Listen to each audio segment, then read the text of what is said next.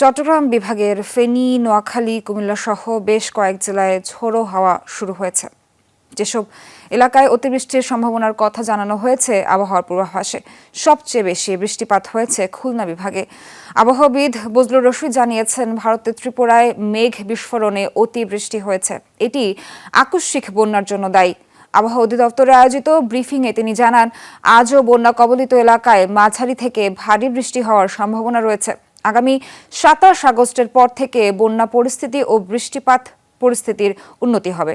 বঙ্গোপসাগরে সৃষ্ট লঘুচাপের প্রভাবে বৃষ্টি হবে, তবে এই লঘুচাপ পশ্চিমবঙ্গ ও খুলনা অঞ্চলে সরে যাবে বলে জানিয়েছে আবহাওয়া অফিস।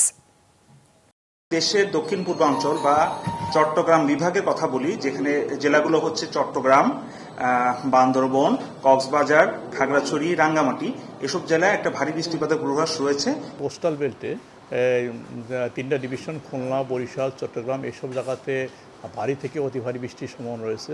পরশুদিন থেকে অনেকটাই বৃষ্টি কমে যাবে, বিশেষ করে আপনার ওইসব জায়গাতে, বিশেষ করে আপনার সিলেট, তারপরে হচ্ছে কুমিল্লা, ব্রাহ্মণবাড়িয়া, ঢাকা সহ উত্তর অঞ্চলে।